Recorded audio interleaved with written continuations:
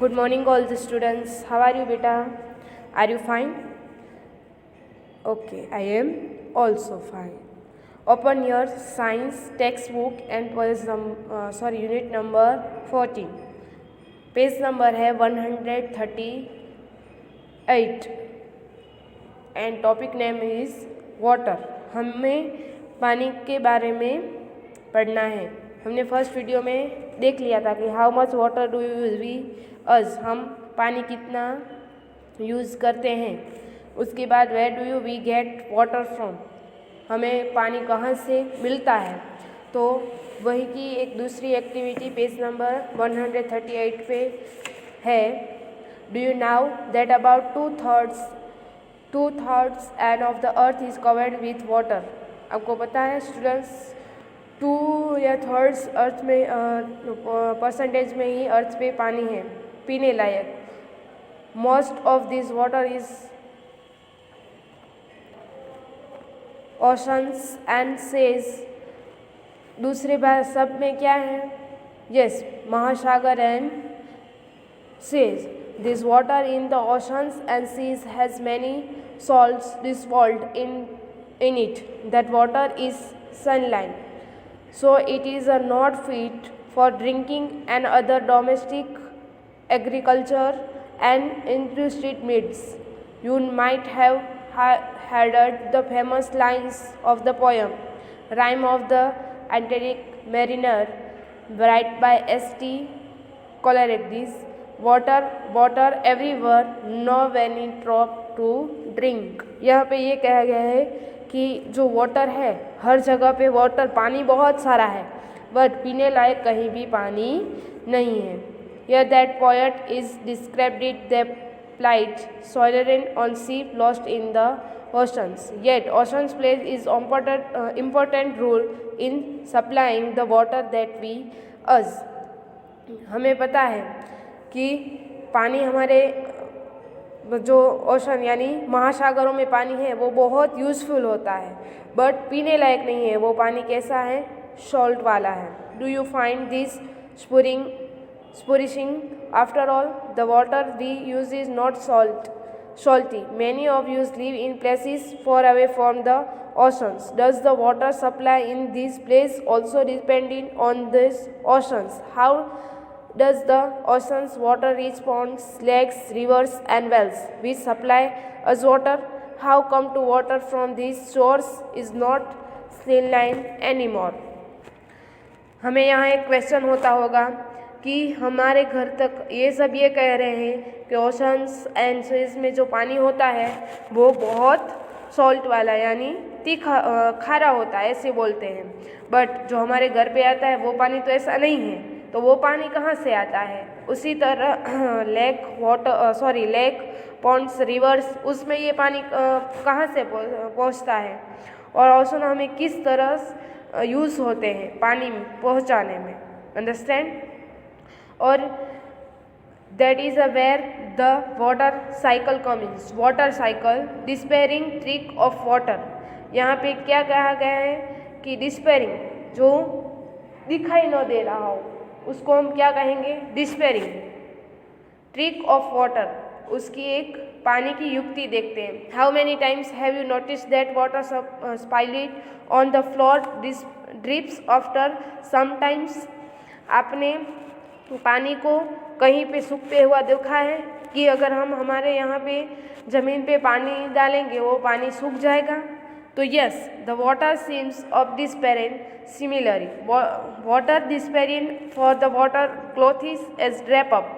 हम कपड़े सुखाते हैं तो कपड़े जब सुखाते हैं तब एकदम गीले होते हैं बट जब हम उसको वापस सुखा के लेते हैं तब वो पानी गायब हो जाता है। Water from the wet roads, rooftops and few other places also disperse after the rains. Where does this water go?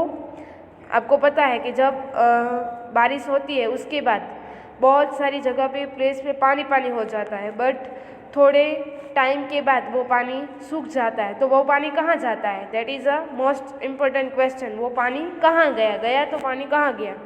Do you remember activity 6 in chapter number 5 in which water with salt dissolved in the it was heated.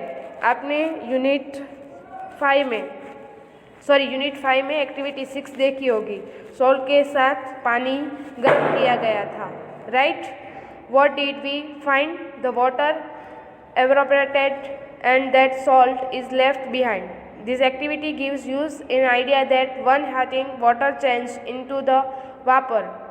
We also realize from this activity that water vapor does not carry away the salt with it.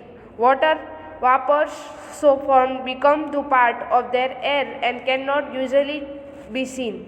We also found that heating in acetylene to convert the water into the vapor.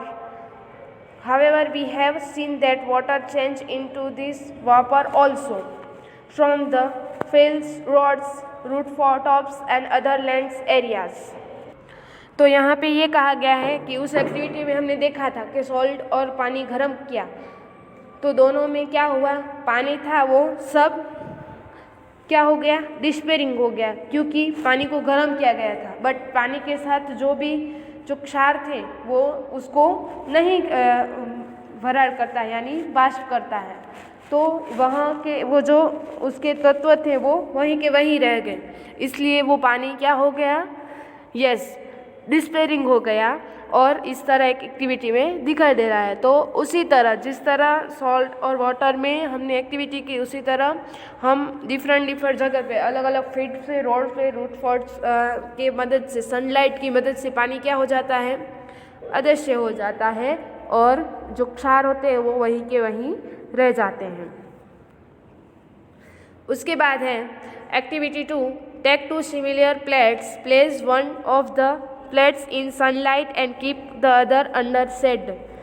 तो यहाँ पे ये कहा गया है कि आपको एक प्लेट एक जैसी लेनी है, दोनों प्लेट में पानी डालना है और एक प्लेट को सनलाइट के सामने रखना है, दूसरी प्लेट को शेडो के यानी कोई भी वृक्ष के नीचे यानी ट्री के नीचे रखना है। Now pour equal amount of water in each the plants, you can use cap of water measure water. आपको थोड़े टाइम के बाद दोनों को एक जैसी बोतल लेने की है और उसमें पानी भरने का है और माप करने का है। Make you sure that water does not spill over, दोनों के पानी एक जैसा यानी पूरा नहीं होगा। Observe the 2 plates after every 15 times, does the water seem the despairing, from which plates does not despairing first, what is your source of hate of this evaporation. तो स्टूडेंट्स, हेड फॉर दिस वेपरेशंस, तो यहाँ पे क्या कहा गया है कि दोनों प्लेट हमने ली, ठीक है, तो सबसे ज़्यादा पानी कम किस में हो जाएगा, जो सनलाइट के सामने रखी है उसमें, क्योंकि उसको जल्दी से उसको क्या मिलेगा, ताप मिलेगा, उसी की वजह से वो पानी क्या हो जाएगा, यस, डिस्पेंड हो जाएगा। अब जो ट्री के नीचे प्लेट रखी है उसका भी पानी कम हो जाएगा, बस उसको टाइम लगेगा, क्योंकि आसपास जो इन्वायरमेंट है उसमें भी क्या है, गर्म पदार्थ है, जिसकी वजह से वो पानी खींच लेगा। During the day time sunlight falls on the water in oceans, rivers, lakes and ponds. The fields and other land areas allows river sunlight. As a result, water from all their place continuously change into vapor. तो यहाँ पे आपको change तो दिखेगा tree के नीचे रखी plate में, कब, कुछ टाइम के बाद। However, the sludge dissolved in the water are left behind. Activity 2, did you find the water also dispersed from the plate, keep it in the shadow, through it the cloud and taken more time? Does the heat from the sunlight reach here? Yes, during the daytime all the area surrounding is gas heated. This warm air provides heated for evaporation of water in shade. Thus, evaporation takes place from all open surface of water. As a result, vapor gets continually added to air. However, evaporation of water in shallow process. That is a way we rarely notice it is a loss from bucket full of water. In sunlight, evaporation take place faster on heating water on the burner.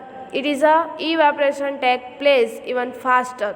It is there any other process through which water vapor gets transparent into air. तो यहाँ भी ये कहा गया है कि activity 2 में जो पानी है वो गर्म तो हो जाएगा बट टाइम लगेगा, क्योंकि एयर है वो क्या है उसके आसपास थोड़ी स्लोली गर्म है। अगर आप सनलाइट के सामने रखेंगे तो वो जल्दी से क्या हो जाएगा, डिस्प्रेड हो जाएगा। तो उसी तरह हम घर में भी एक एक्टिविटी कर सकते हैं। एक पानी लेके गर्म करना है तो हम कितने टाइम तक वो गर्म पानी क्या करें, डिस्प्रेइंग करना है। तो ये एक्टिविटी हो सकती है। Understand loss of water by plants. You have learned in chapter 7 that plants needed water to grow. आपको पता है कि प्लांट्स किससे ग्रो होते हैं।